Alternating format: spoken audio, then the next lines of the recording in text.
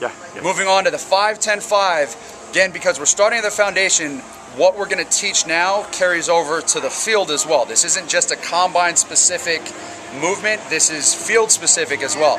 Biggest mistake a lot of athletes make is not utilizing their hips in deceleration. When you're talking change of direction, all it is deceleration and then accelerating in the shortest amount of time as possible. And a lot of athletes, whether it's due to poor body control, tight musculature, weak musculature, whatever, they don't utilize their hips in deceleration. And as soon as you can get your athletes using their hips to stop, they're going to be faster in change of direction drills and on the field.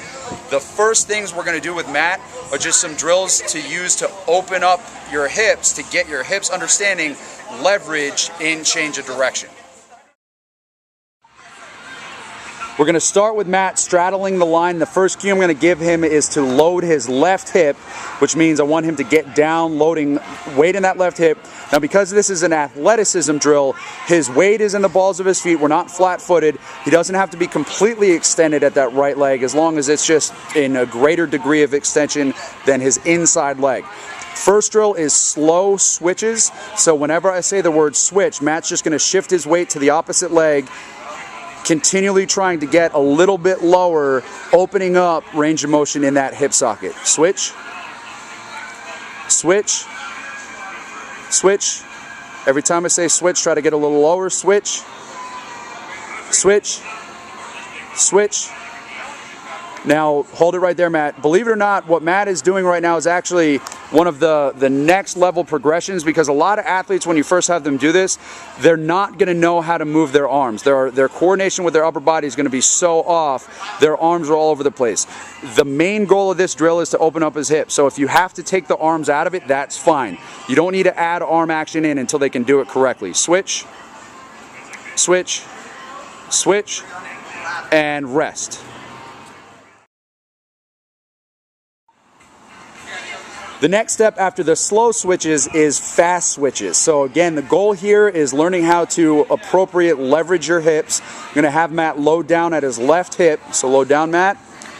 And now whenever I give the cue switch, he's going to try to move as fast as he can, changing the weight from hip to hip. When he does this drill, his torso should not move. If you were just filming him from the waist up, it should look pretty stable, pretty, immobile. From the waist down, his legs are moving. So switch, switch, switch, switch, switch, switch, switch, switch, switch, switch, switch, switch, switch, switch, switch, switch, and rest. By incorporating those two drills, just the slow switch and the fast switch drill, into your dynamic warm-up. A lot of times we'll do our dynamic warm-up, then do those two drills. Your athletes will already benefit in terms of movement. The next things we're going to show you are just how to apply it in movement drills. Just make sure you are progressing your athletes accordingly. You don't want to expose them to this until you know they at least understand the concept of weighting their hips, loading their hips, etc. Biggest thing that you want to watch is when they move, when we're changing direction, they're going to load their inside hip. So for example, when Matt is shuffling to his left, he's going to be loading his right hip, sinking down at that right hip, loading the inside and exploding out of that. Okay, so first movement, we're going to just go shuffle and hold. This is before we're actually teaching getting out of the turn. Matt's going to just shuffle, 5 yards is our landmark, and he's going to lock himself down and hold position. Remember, right now, all I care about is leg movement and hip level, so his arms aren't the main focus of the drill. Get set, Matt, and go.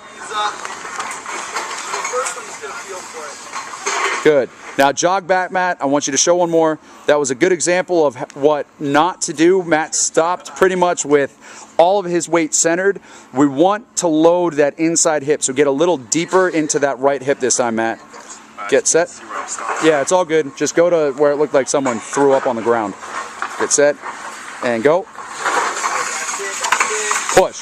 Much better. So that's all you're looking for. Matt almost got his Achilles sliced open. It's all good. And let's move on to the next drill. Okay, Okay, the next progression is actually shuffling and then sprinting out. The biggest goal right now, remember to tell your athletes, it doesn't have to be perfect right now. All that matters is they load that inside hip and explode out of the turn. That's the whole goal. Get set. And go. Good. Stay on the balls of your feet and move quick. Switch. Switch. Switch. Switch. Switch. Switch. Switch. Switch. Switch. Switch. Switch. All right, everybody get set. Go.